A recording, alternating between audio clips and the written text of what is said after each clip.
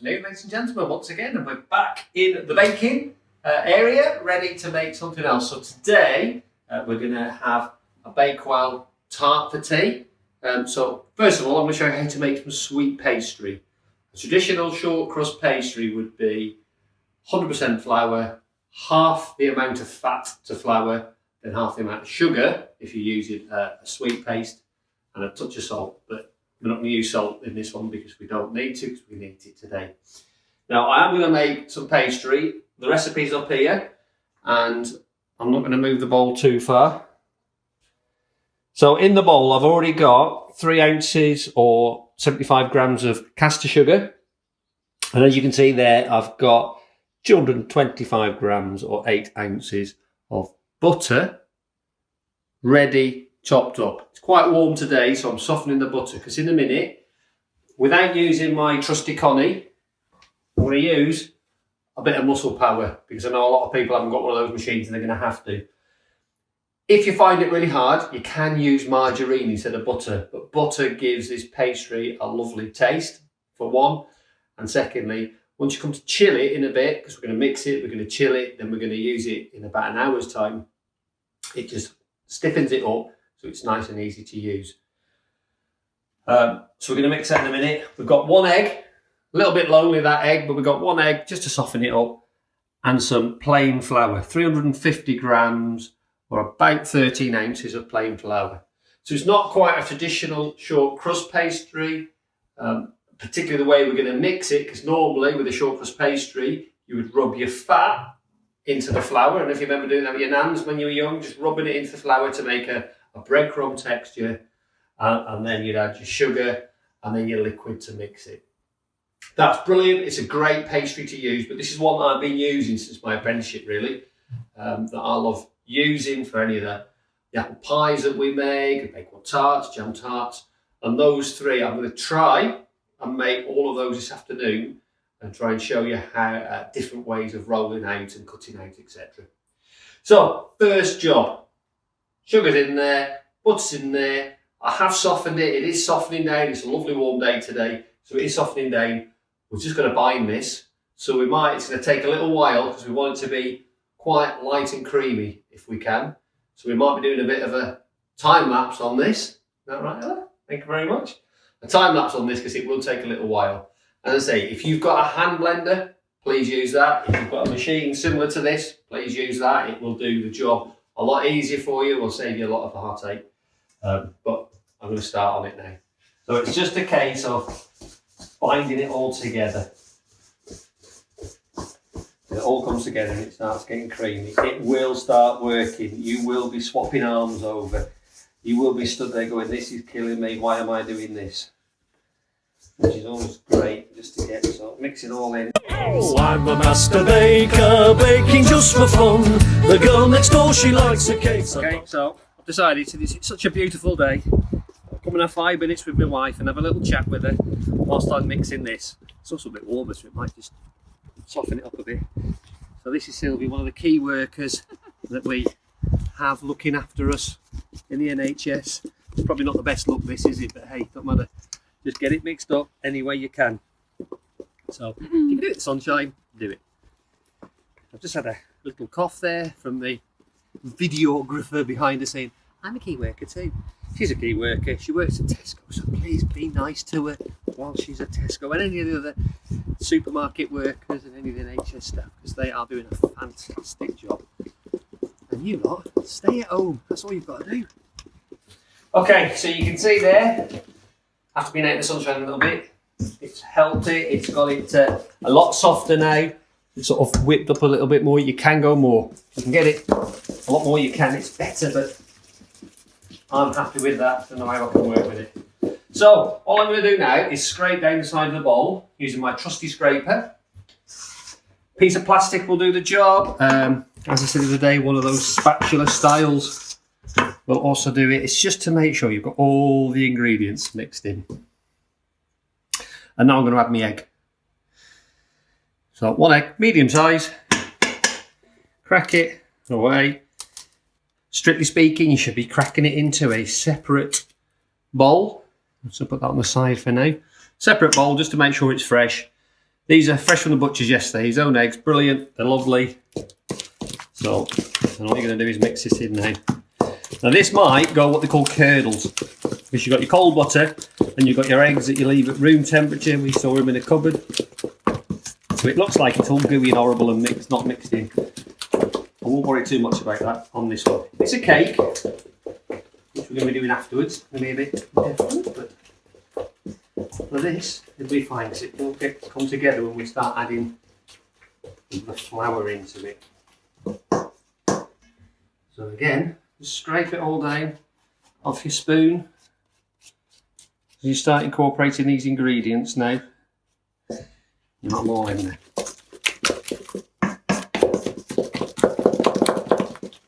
So you can mix this now for, I'm going to say for as long as you like. You don't want to mix it for as long as you like. You just want to mix it so it's incorporated as best as you possibly can. We'll talk about pastry, that you shouldn't overwork it. You shouldn't play with it too much. That's once you've got the flour in there. Because as I said on the bread videos, you've got gluten in your strong flour. This has got minimal gluten in it, but you don't want to be working it and stretching it, because you want your pastry to be nice and short and be able to bite into it beautifully. Whereas with your bread flour, you want to get that gluten so you can cause that framework that will hold the bread in place. So, egg in. So I'm going to like Popeye after this. And now, we're going to add the flour. Just flour, plain flour. Don't need any raising agents. You don't need self-raising flour. You don't need a baking powder in this, because you don't want it to puff up. You want it to be nice and crisp. So, flour goes in. You can, of course, if you want to, and you think it's a bit lumpy, you can sieve it. I'm not going to. And again, get all the ingredients. You just start mixing it. Ooh, a bit over the side. Nice and gentle. And at some point, you know what I'm going to say to you. We're going to get our hands in there. So just a little bit. So just be careful. So just start mixing it in. It looks really dry at this moment. And you think, oh no, I've put too much flour in. And I promise you, once you start mixing it in and getting your hands in there, get all that off your spoon. Get your hands in there now. And look, you're almost kneading it, but you're not. Can you see how it's still quite soft in there? Alright, lights are off. Now I'm going to get this out and I'm going to put it onto a nice clean surface. Again, you're looking and you're going, oh, it looks dry, that, Carl. Don't panic yet. Just start bringing it together. If it is too dry and you think, oh, add yourself another egg yolk. Just an egg yolk for now, because that'll give you colour and that'll give you a bit of strength in it. But as you can see now, get it all in. And all I'm doing, I'm just pushing it all together. And it'll make a beautiful dough. You can't smell it. I can smell the butter in that, and it's smelling great. Can you see how it's all come together now? Not had any extra flour, any extra liquids at all. I'm just bringing it all together. Pick up all your bits. Don't like waste. Don't like wasting this out. And there you have a beautiful sweet dough. Okay, so you might tell the difference. If you've seen the bread video and the pizza video, you'll notice that I was kneading the dough as it was mixed. I'm kneading it for another 10 minutes or so. We shouldn't be doing that with pastry. We need it to be as soft as you like. Now, this needs now to rest. So we have stretched the gluten a little bit, and all we need it to do now is just go into the fridge and have a chill out. And that's what we're going to do out in a bit. We're going to wait in the sun again and just have 5 minutes. So I might come back lobster red. I don't know. Depends what you're making. I'd recommend a couple of ways of putting these in. You can, of course, put it in a tub, back in a bowl, cover it again with cling film. You can put it in a plastic bag, which is what we're going to do. Because you will, when you take it out of the fridge a little bit later, just need to mould it again, just to soften the butter so you can start rolling it. If you're going to make some individual sized pies, a bit like, stay there else, a bit like that, you might want to make it easier for yourself rather than having to cut it out, roll it all out and cut it. By taking a bit off, and I will do this, and I'll leave it like this so you can see how it will work after. I roll it into a bit of a sausage shape. It's like that. Now that whole thing could be a sausage shape, and all you would do afterwards is cut it and then just roll it out nice and easy. I'll show you how to do that for one of these. We'll make an apple pie out of that. The rest of it, what I'm going to do is I'm just going to flatten it out a little bit more. Right there. And you can put it in the fridge like that, and then it can save you. You can get it out, you can leave it on the side, and then you're almost halfway there to rolling it out. So I'm going to put it in the fridge like that, but I am going to put it into a plastic bag, some that we use. Don't stay there. Should have got this earlier, I do apologise. Plastic bag, recycled. Not recyclable, because we haven't got it out of the bin. All I'm going to do, put it in there. Make sure it's covered. And then with this one, I'm going to put it in there so it's covered, and it will go dry. And that is just going to go into the fridge for about an hour, just to chill out. Welcome back, everyone. The pastry has been in the fridge, and I have taken it out about 10-15 minutes ago, just to get it back to room temperature.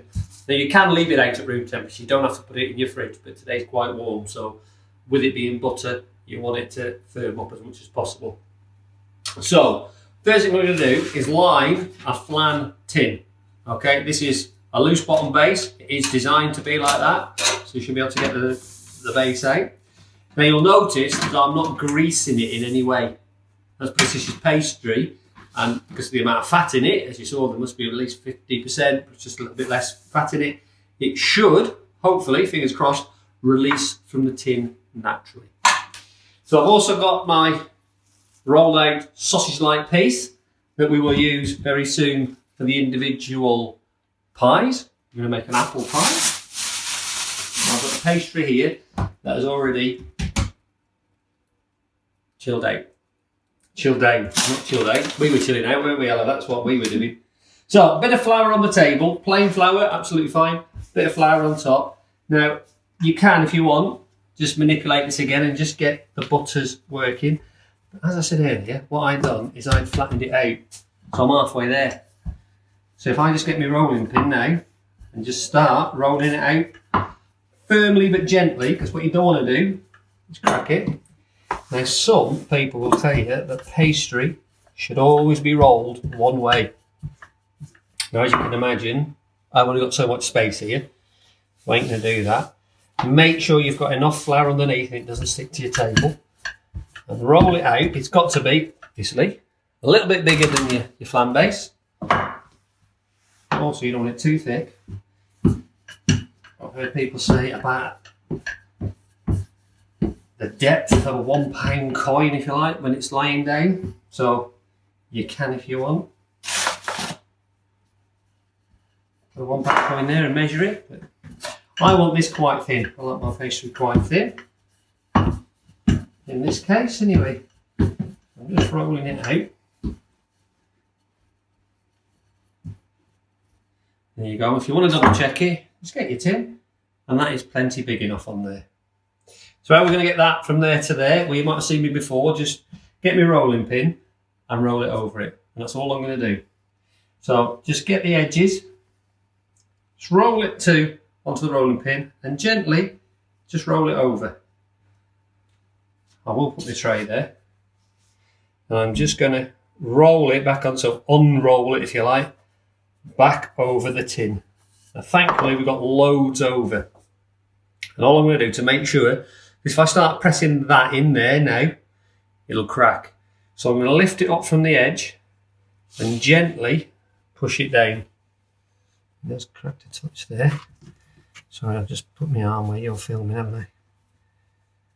You see what I'm doing? I'm just lifting it up so it just falls in. It doesn't matter if there's too much in it because we can push it out. I'm going to take some of this edge off. Stay there a minute. That's it. but I don't want to cut it all the way. It's quite a nice piece. Cut that away. And just leave that to the side for now. Now, as you can see, I have got some over the edge. And I'm going to bake it like that in a minute. But I still haven't quite got the pastry into the corners of the flan. So now I am going to either use my finger, which I'm doing there, or you can get another piece of pastry and just push it into the corners. Can you see that? And that'll help the definition. And as I'm doing it, I'm just making sure it's in. Make sure I'm not stretching the rest. But I am going to leave that around the edge and bake that. That will be waste. You don't have to. You can, if you want, use a rolling pin and just roll over it, and you can reuse it. And I'm just going to do that. It can say this pastry shouldn't shrink back in the oven. Yeah, I'm hoping not. But we do this just to keep it in place. Now I'm going to blind bake this. So what I need to do now is use some baking beans, or you will see some very expensive baking beans that I've got here. First of all, which is the biggest one, there you go. I'm going to put some cling film over it. Now cling film can go into the oven, but it shouldn't directly come into contact with any of the surfaces. So I'm going to put that over there like that for now. And in here, I'm going to show you, I'll pour them out because you can see them. Very expensive. These are quite literally stones from the driveway. Now I have washed them, I've baked them, I've washed them, I've baked them, I've scrubbed them. They are as clean as they can be. So I haven't just gone out there just now and picked them out and just thought, well, that'll do. So they're as clean as can be. We've been using them for years now, but they cost me absolutely nothing, where you can go off and buy beans, quite a bit of money. And all I'm going to do now is just fold and cling film back into the middle. So what that'll do now is that will, if you like, press down as it's baking on the pastry, so the pastry doesn't rise up if there's any air caught in it, and that should then keep it nice and flat. So this is going to go into the oven for about 10 minutes, 10-12 minutes. Then we'll take the beads out very carefully, and then we'll just bake it a little bit longer. So that's in the oven now, that's baking away. That'll be nice. We'll put all that in a minute. Now we're going to make a little individual apple pie. Now I've got one of these beautiful ceramic dishes. In fact, I've got more than one. I've got 5 of them, because I'm like that. This is 5 of us in the house actually. So I'm going to bake a little apple pie in there just to show you what we do when we use the sausage shape. So I need some for the bottom, some for the top.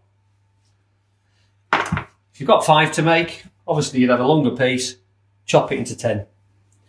So rather than rolling this out now, I'm just going to press down on it, on its edge, like that. So straight away you've got the round shape.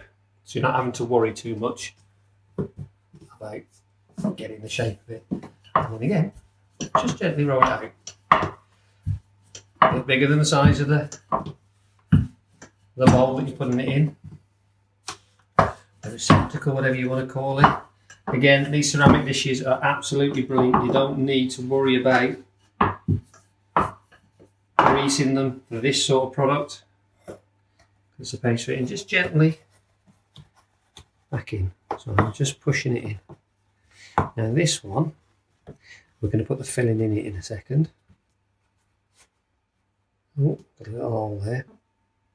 So if you do find yourself with a little hole, because you might have put your finger through it or it hasn't quite worked, just take another little bit of pastry, can be from your scrap ends, and just, we'll see so you can see, stick it in and push it in, and it'll just cover up the hole. That's all it is.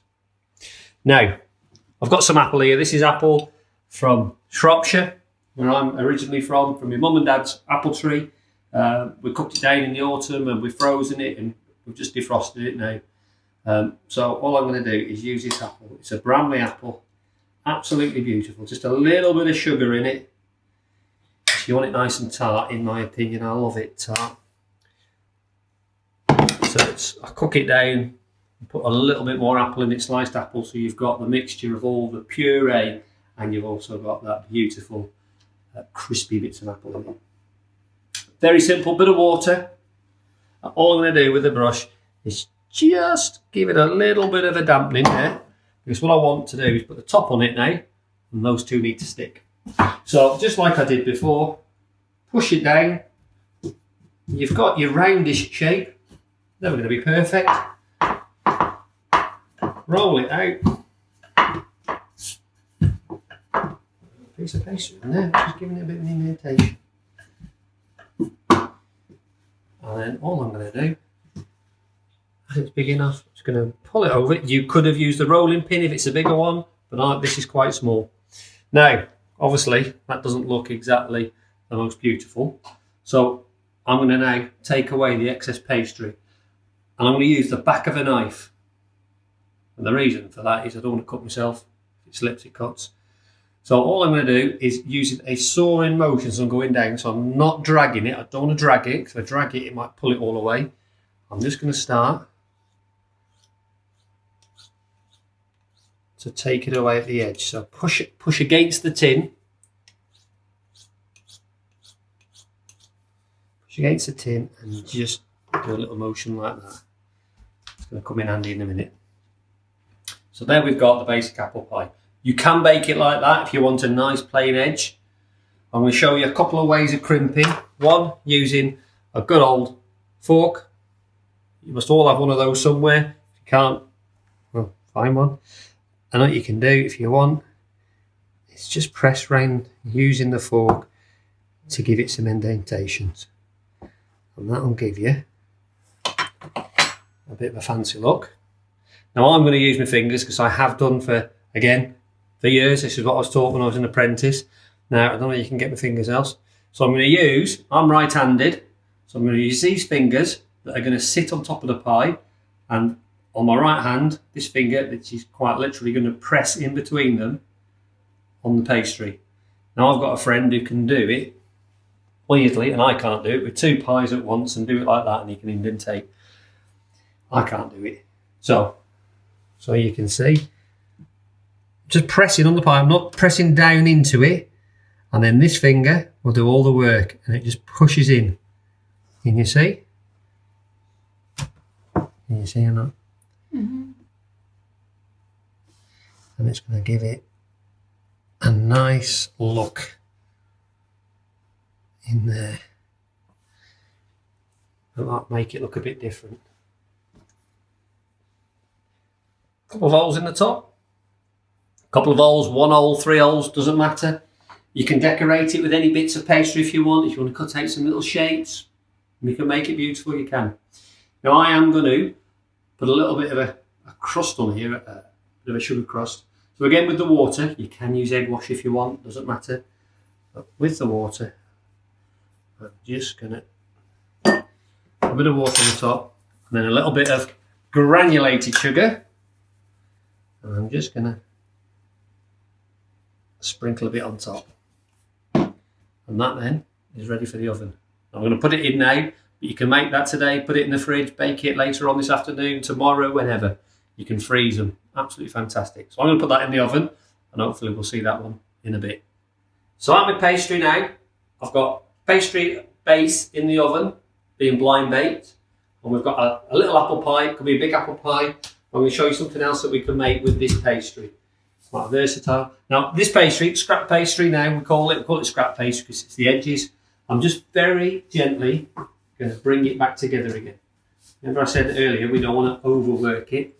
I just want to get it round again. There you go. So I've just brought it all together. You can mix it up if you want. And now what I'm going to do is going to roll it out like I did with the blind pastry. So what we're going to do is we're going to cut out some shapes. Simple cutter. You can use a cup, you can cut round it if you haven't got a cutter. This one, quite an old one, as is the tin. I think these were Minans actually. But you've got a plain edge on one side, you've got a fluted edge on the other. You can buy them. This has been around for quite a few years. So roll out the pastry as you did before. Now these are not going to be blind baked. Make sure you've got enough flour on the top and on the bottom. Don't want anything sticking. Now this pastry isn't the easiest to turn. You might have noticed me doing it. Again, been doing it for 120 years or whatever. So if you need to turn it, you can bring it onto your rolling pin and turn it round like that. Just when you've got the space to work it. Right, I'm hoping I'm going to get at least 12 jam tarts out of this else.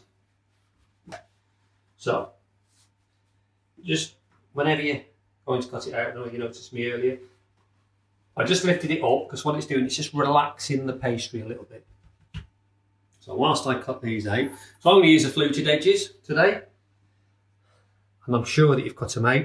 What I'd say is press down and give it a very slight twist, and that should then come out, and just push it down, and that should fall in there.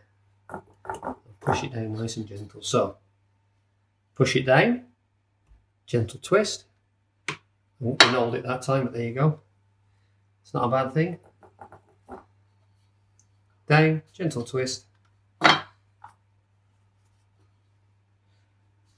I do these, what I will do 6 with a fluted edge, 6 with a plain edge. So I'm using 2 different cutters now. Oh, there's the blind baking with me oven gloves. Excuse the mess in the kitchen, it is getting ready for tea time. So as you can see there, I'm going to give that a little bit longer. I can see that it's not quite baked. It's very hot there. I just want it a little bit more. So give that a couple of minutes. Give that a couple of minutes while I just cut these out. So I'm using a fluted and a plain one because I've got 2 different types of jam. Have we got that one now? Have we finally found out what it is? And that'll just be able to tell people who are eating them what they are. And help me with my memory. Put them there. There you go. Bit of pastry left over. I can use that again in a bit. So I've got a raspberry jam. Beautiful raspberry jam. Homemade. That I'm going to put into the fluted. And all it is, I'm just putting a teaspoon in. If you've got hundreds of them, as you can imagine, we would be piping them in, but I've got 6 here. So I've got raspberry jam. And there you go. I like a bit of jam in me, yeah. And I've got a blackberry jam, again, from the hedgerows around and about here. That we made back in, a little bit runnier, but and that one you're going to have to watch out for. Because it's a little bit runnier, it might just start to boil up a little bit quicker as it's baking. So I'm not going to put as much of that in there. And if it comes over the side, well, don't matter. There we go.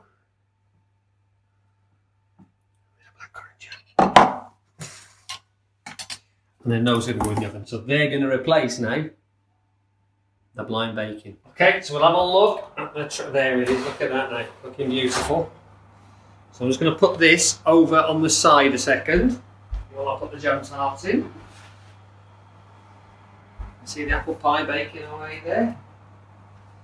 And I'm just going to put the jam tarts in at the bottom, it can be on the top, it doesn't matter.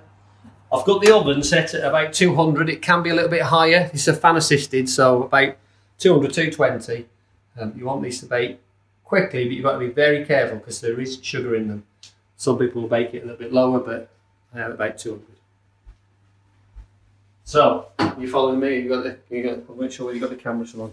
So, very careful now. This cling film is quite strong, as you can see. And what I'm going to do is I'm going to try, and I aren't going to be very successful, and lift these out as best I can into the bowl over here. Oh, that didn't work, did it? I'm going to get them out, and they're very hot, so can I just grab a spoon? That does happen. It's never the end of the world. All I'd say is be very careful, because you want to find them all and you want to make sure you get them all out of here. That is the advantage of baking beans. They are a lot bigger. Obviously, you can get stones that are a bit bigger as well. There you go. So I'll just move them off there for now. Now I just want to bake that for a bit longer, because whilst it is baked, and we're going to bake it again with the filling in it, I want to make sure it's baked right at the bottom. Okay, buzzer's just gone off, so we are going to take out our pastry base. Do you want to have a look at that, Els? You see that? You see now how it's browned up, and that's now set, so that is beautiful. And it's just falling away a touch at the edges, but that doesn't matter because we're going to cut them off. I'll come back to it in a minute. Now I'm just going to put this over here. I'm going to put that over there to cool down. You can work with it now, it doesn't matter, but I'm going to put it there to cool down. 2 reasons. Number one, I'm going to show you how to make the almond cake filling in a moment. But secondly, we've just had 2 key workers come home from work, and it is what they call brew time. So we're going to make a brew, we're going to have 5 minutes together. So we'll speed in a bit. So I'm going to say fresh out the oven, but because we were having a brew, we brought them out the oven and we've let them cool down a bit now. So these are what have already been baked. So we've got our jam tarts here, the 2 different types of raspberry jam with the fluted and the blackberry jam with the plain lids. See, they've just shrunk down a little bit, and that's because they've worked the dough a little bit more. And we've got the apple pie here with the different bases, with the different flutes around the edge. And what we'll do, once we've baked this, we'll also cut that one up. I'll show you what it looks like inside. But we've got a few that are waiting for the jam tarts. So you can see the jam tart there, comes out, baked all the way through. Looks fantastic. So we'll take some out. So they should, as long as the jam doesn't boil over the edge, should just come out of the tin quite easily like that, or you can push them up with your fingers. Sometimes they will stick because the jam has just bubbled out. You might have too much in it, like that one's just caught on the edge. Imagine a nice blob of cream on them, just as they are. Now anyone can make them. Ethan down in Surrey, Ethan Smith, I know that you've been watching the bread video and you wanted me to shout out your mother is a fantastic pastry chef and she will be able to produce all this. But have a go at these, mate. Jam tart doesn't have to be jam, it could be lemon curd or orange curd or any kind of curd that you like. And in fact, you could bake these blind, and you could use these as a mini lemon meringue pie or something like that. So it's endless really what you can do with them. It's about a bit of imagination, but jam tarts, we can all remember a jam tart from our youth. So we need to fill this up. We're going to make a quite simple-ish recipe. It's an almond filling. We're making a bakewell tart. Now, obviously, if you've got any nut allergies, you would not be serving this to any of your guests, any of your friends, whoever it may be. And what I'd say is, while the recipe here says 100 grams of margarine, I'm using margarine because it'll be a bit lighter and a bit fluffier. 100 grams of caster sugar, 100 grams of egg. Now, what I always say, rather than say, a lot of recipes will say 2 eggs. Now, we don't know the size of an egg and what it weighs. So I'd always recommend you weigh your egg first, and then whatever your egg is, take the rest of the ingredients from that. This is known as a pound all round, so every element of it is roughly the same weight. These, if this was self-raising flour, you could substitute the almonds for more self-raising flour and perhaps put a bit of orange or lemon zest or something like that in it and give it a different flavour. It doesn't matter. I'm using it simply because we quite like a bakewell tart. So very similar to the pastry, even though the lady on the camera doesn't particularly like it, hence the apple pie. So margarine, you can use something like a stalk margarine if you wanted to. That is designed to be more of a cakey margarine. You can use butter. Butter gives you the better flavour, but you really do need to beat this. And this, because it's margarine, it's softened up a little bit. It is a lot easier to mix. And you see, compared to the butter before that was still quite hard. There's a lot of fat in it. This has got veg fat in it. So beat it up, doesn't matter. You're not necessarily knocking air into it, you're just trying to make it a little bit lighter.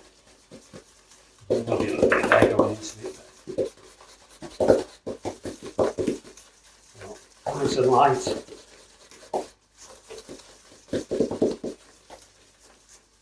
Right, nice and light. How's that? That's not bad, is it?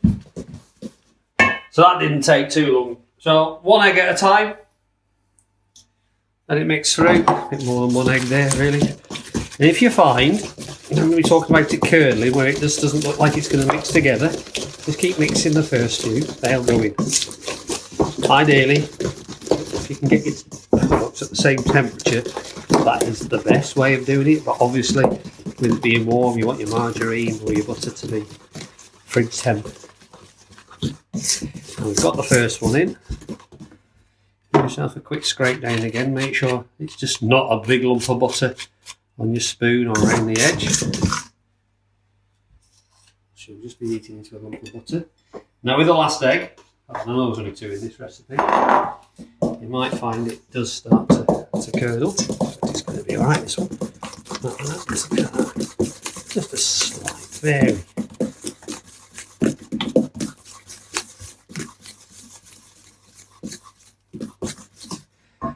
There we go. So we've got sugar, margarine, butter, and now in here I've got 50 grams of self-raising flour, which has already got some baking powder in it, some ground almonds. Now these are expensive, I understand that totally. So if you can't afford them, seriously, another 50 grams of self-raising flour and any flavour that you want. And I've just added a little bit of baking powder there because obviously the almonds don't have any baking powder in them, so it'll be a little bit heavier. So it's not going to rise as much as Victoria sponge, for example. So I've put that in there and I'm just going to mix it through. So very similar to the pastry. We don't really want to over mix it. We can also under mix it. So mix it all through. This will look a little bit lumpier because of the almonds in it. There you go. Sorry. See that? All mixed through. So that is now ready to go in the cake tin. However, one of the ingredients to go in the bottom of here, I'm going to use a bit more jam. A bit more of the best jam in the world, raspberry jam. All I'm going to do, get a spoon, a couple of spoonfuls of it, and just spread it over the base. A little bit more.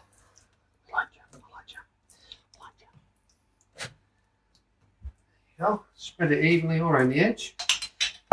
Still got the edge round it, don't worry about that. And I've got my other scraper here.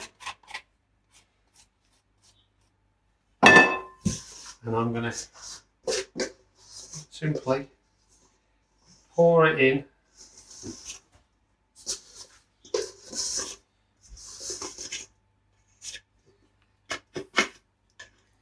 Now, I always remember when I was a young lad being able to lick the bowl out, but my kids have never had that pleasure. So I'm a baker, I scrape it all out and get it in the cake. So girls, I believe you've missed out, so I do apologise. You don't have to use a scraper, you can use the back of the spoon if you want to, just to make it, push it round to the edges. Oh, sorry, is there any way? Just to push it round the edges and try and level it off as much as you can. Scrape that bit off and into there. So very little for anybody to use to lick the bowl. Give me 1 sec while I just give my hands a quick swill. Finish it off. Let's get rid of that. Got some flaked almonds onto the top of it. It will bake and then we'll know it's an almond cake. But like I say, you can use any flavour you want in this. So this is going to go back into the oven for 25-30 minutes. 200 degrees, might be a little bit lower, about 190 now. And then we'll see how it comes out afterwards. Ladies and gentlemen, so it's a little bit later on now. We've had our tea and we're getting ready for a bit of pudding. So as you can see, we've got the bakewell tart. We baked that. We could have, if we wanted to, got some hot apricot jam and just brushed that on top of it, which would have been very nice, but we don't need it. It does look, at this moment in time, you could say it could look a bit burnt. It's not, because as I pull it away, and just, oh dear, that's gone all over the floor. Start knocking off that, and then just pull it. Let's watch off that. And there you go. There is our bakewell tart. And Ella and Abby want the apple pie rather than the bakewell tart. So I'm going to cut that up. They want cream on it, so we're just going to pour some cream on it. Do a bit of a chefy thing like. So let's have a slice of bakewell tart first of all. You can hear that crispness as you cut into it, can you? And we'll cut that. There we go. If I just hold it up, beautiful piece of pastry at the bottom, nice and thin. And then a bit of raspberry jam, and then the bakewell. Now I've got here just a glass of hot water, a spoon. And all I'm going to do is I'm going to bring the spoon across there, place that on top of there. How does that look? So obviously this is a bit later again, and this is the apple pie. So this is cool. We like our apple pie cool, don't we? As opposed to having it straight out the oven. What I would say, if you're ever going to have an apple pie, warmed up, please don't put it in the microwave, because it just softens the pastry, and all that hard work that you've made in making this beautiful pastry is ruined by a microwave. Great for some things, but not for this. If you need to warm it up, put it back in the oven for a few minutes. So I'm going to take it out. I can pick it up because it is cool. It is baked underneath. We have got a bit of a crack on it because we've been looking at it, haven't we? So there it is. I'll just stand back out the light a minute because Ella wants to have a look at that. Now these girls like runny cream with theirs, so again, and they're going to have half each. So we'll cut that into half. Place that on the plate, and they want some cream. Very expensive cream jug. How's that look? So there we have it. Today we've made a sweet pastry. Out of that sweet pastry, we've made a base for a bakewell tart. We've made jam tarts. We've made an apple pie. And obviously then we've made a bit of an almond filling, a cake filling with the jam, and made a beautiful bakewell tart. Enjoy, everyone.